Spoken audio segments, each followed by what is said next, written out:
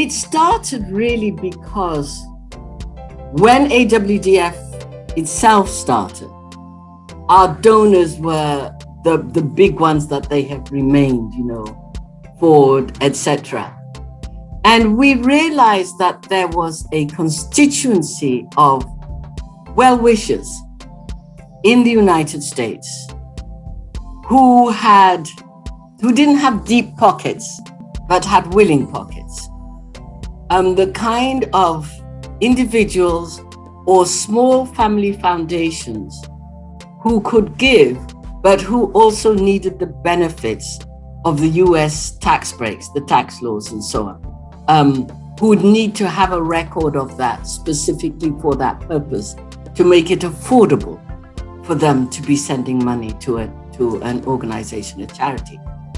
And so that was really why, to register ourselves as a charity targeting the community of well-wishers in the United States, the combination of, the African diaspora itself, small family foundations, and wealthy people with big but not super deep pockets.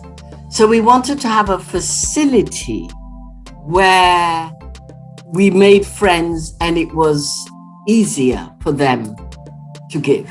That's basically it. The importance of 501c3s for the giving community in the United States. That's the simple version of it, so that people could find an easy way to give to an organization in Africa without too much headache.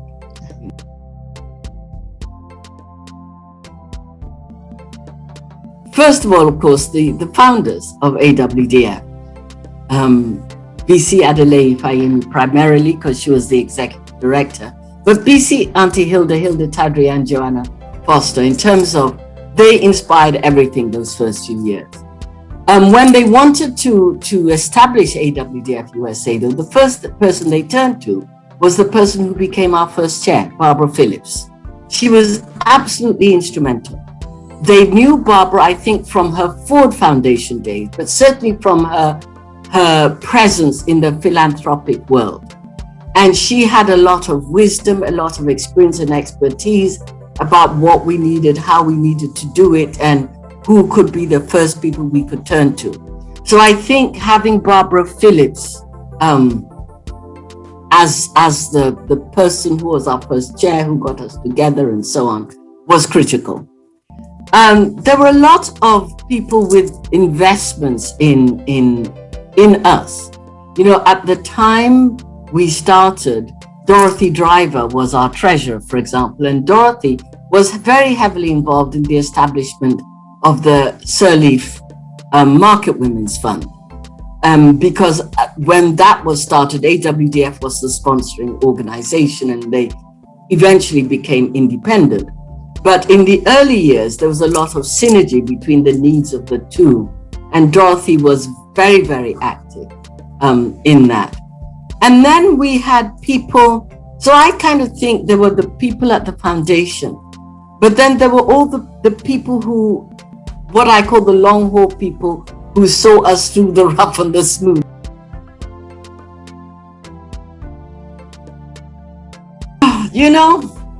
I'm not a prophet, I'm a historian. And so that's always very challenging. I asked that question some 5 years ago and you guys are answering it, It's Mami and Moyata who had the vision to find people like you who are there now. Some things don't change. I think we're going to have to keep on finding a way to attract younger women. The intergenerational continuity, the transfer is very important. I think that's probably the one thing I did manage to do. And you are going to have to do it. And you are doing it. I think that's absolutely critical. I think so long as we continue to have people like us who are interested in the future of women in Africa, we will survive. So I think the intergenerational transfer of knowledge and passion is absolutely critical. What we would look like as an organization, I find hard. I mean, I could not have told you 5 years ago how important becoming a digital organization would be to us, learning to survive. Actually, if we are honest, we wouldn't have known 2 years ago. I mean, we did a remarkable thing last year in reinventing ourselves. So I think we're going to have to be open to change, but not open to change for change's sake, but have to keep focus on why do we exist. Friend-raising and fundraising. I think we've got really good at the friend-raising. I think perhaps we need to develop stronger ways of fundraising and getting people to commit over the long haul. And we, traditionally one looks for people with deep pockets. I think we have a lot to learn from, Barack Obama. Okay, that is to say, I think we should perhaps organize ourselves to encourage ourselves, to give a $1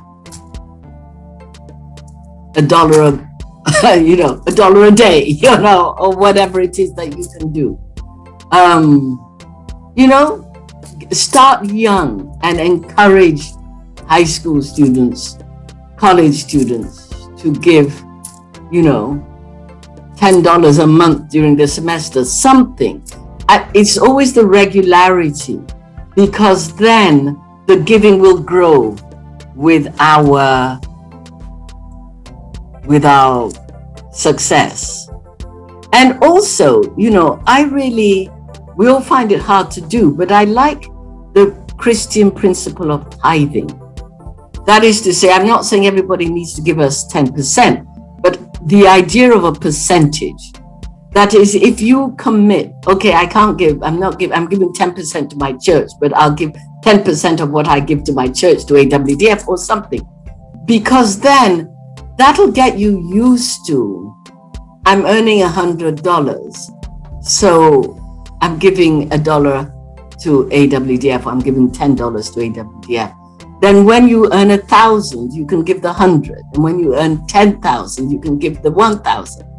I think if we could get people to commit to that. I remember, for many years, I was a member of Riverside Church, and they had the cards, and they had the cards that said, if this is your income bracket, this is 1%, this is 2%, this is 5%, this is 10%. And it was easy. You could see what your comfort level was and keep to that. So I think if we could do something a little bit more like that, find some kind of campaign, not that we are thinking small, but that will encourage people to know that the widow's mite is always valuable, and every little bit you give counts. And that's why I mentioned Barack Obama. I mean, because Barack Obama got elected on an average giving of $20, wasn't it? I think it was something like that. I mean, not these $1,000 dinner plates that conventionally political campaigns. Barack Obama was elected by millions of people who gave $20.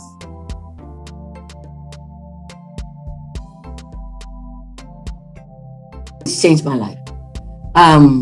I really think being invited to join AWDF and becoming one of the AWDF family has been one of the most important things that's happened to me. It has given me a practical place, in a place that's in my heart. You know what I mean? It's like a form of willing service. It's a joy.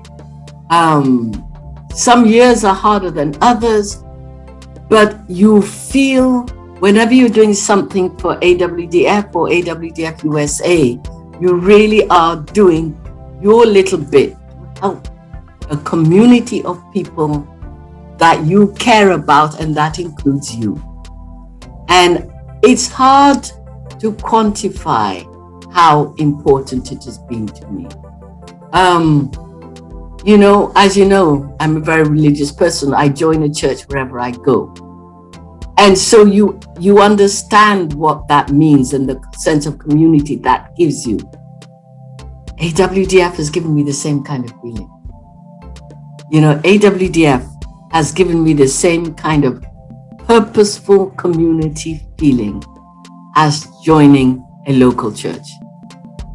And in this case, I don't mean as being a Christian. I mean as being part of a local church. That sense of you are part of a small group of people committed to doing something and trying to make it work. And some ideas are great, some are not so great, but it doesn't matter. It's the trying that counts. You care about each other. The people you're trying for care and are caring with you. Yeah, it's been very important. Been very